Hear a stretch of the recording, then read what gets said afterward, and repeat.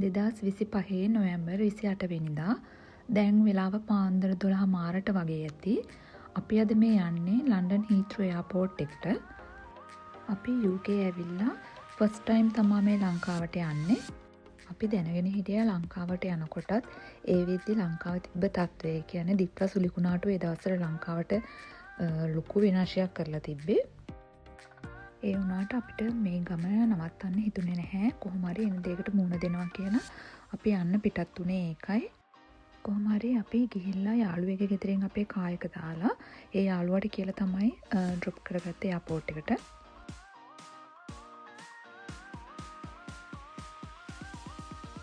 ඉතින් මේ තියෙන්නේ ලන්ඩන් හීත්‍රෝ එයාපෝට් එකේ ටර්මිනල් 4.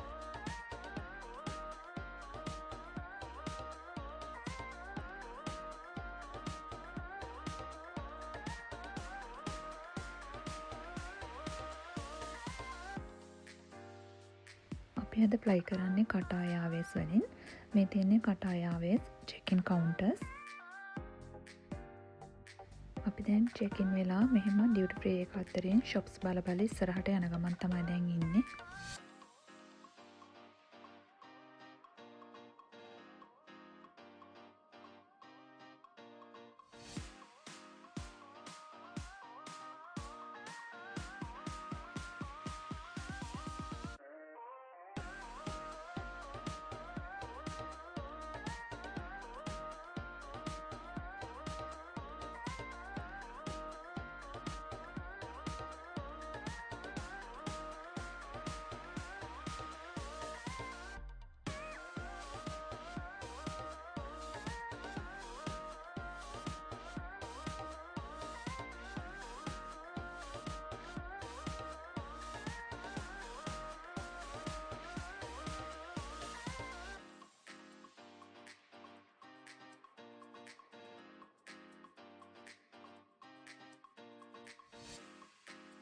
අපි මේ තාමත් අපේ ගේට් එක හොයාගෙන යන ගමන් මං හිතන්නේ විනාඩි 7ක් විතර අපිට පයින් යන්න තිබ්බා.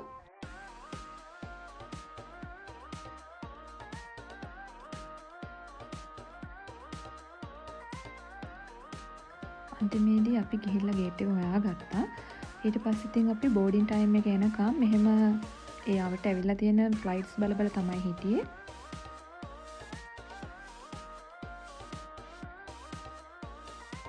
මේ තියෙන්නේ අද අපි ෆ්ලයි කරන අපේ ෆ්ලයිට් එක.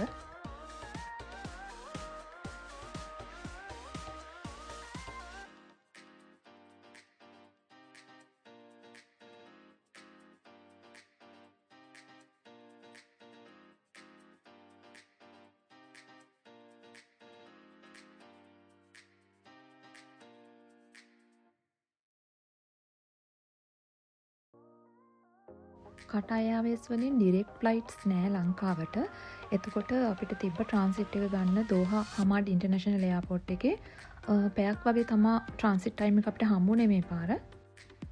අපි දැන් බෝඩින් වෙලා ඉන්නේ. කොහොම හරි මේක ටේක් ඔෆ් කරද්දි විනාඩි 25ක් විතර වගේ ඩිලේ වුණා.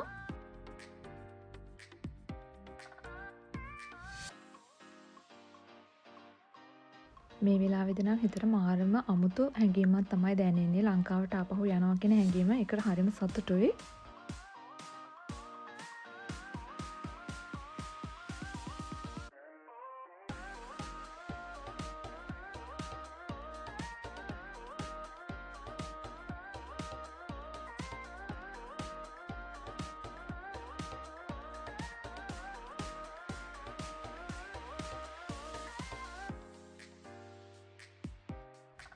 ලන්ඩන් ටු දෝහා අපේ ෆස්ට් ෆ්ලයිට් එක පැය 6:00ක් වගේ තිබ්බා.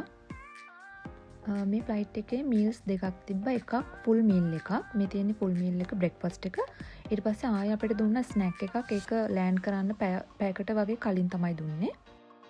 කොහොම හරි අපි ලෑන්ඩ් කරාට පස්සේ අපි ඉක්මනින් ගේට්ස් හොයාගෙන ගියා දෙවෙනි ෆ්ලයිට් එක ගන්න. මොකද පළවෙනි ෆ්ලයිට් එක ගත්තත් ඩිලේ වෙලා තමයි ඒගොල්ලෝ ටේක් ඔෆ් කරේ. ඒ නිසා අපි බය වුණා අපිට දෙවෙනි ෆ්ලයිට් එක මග ඇරෙයි කියලා. මේ තියෙන්නේ අපිට දෙවෙනි ෆ්ලයිට් එකේදී හම්බ වුණු ෆුල් මීල් එක. මේක නම් ඇත්තටම හරිම රසයි. අපි සෙකන්ඩ් ෆ්ලයිට් එක තිබ්බ පැය 5ක් වගේ. ඉතින් ඒකත් ඉවර වෙලා කොහොම හරි අපි අන්තිමේදී ලංකාවට ආවා. මේ තියෙන ලංකාවේ එයාපෝට් එකේ ඉදා තිබ්බ තත්ත්වය. හරිම දුකයි. මොකද මේ ගම් වතුරත් එක්ක ස්ටාෆ් එකේ කට්ටියට එන්න බැරි වෙලා එහෙම කියලා තමයි කිව්වේ. මේ බැගේජ් ක්ලේම් කරන තැන අපිට පැය 5ක් විතර ඉන්න වුණා බැගේජ් ටික ගන්න.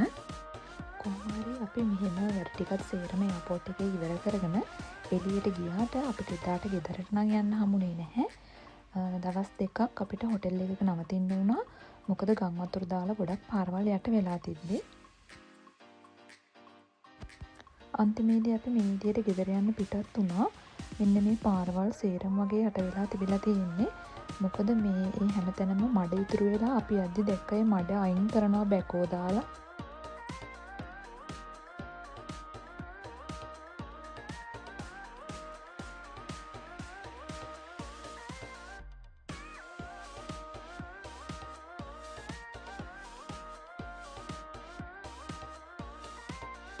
ඉතින් මේ විදිහට තමයි අපි නොහිතපු විදිහේ ප්‍රශ්න වලටත් මුහුණ දීලා අන්තිමේදී ගෙදරට ගියේ. ඉතින් මම ලංකාවේදී මොකද කරේ කියලා ඔයාලට ඊළඟ වීඩියෝ එකෙන් අරගෙන එන්නම්.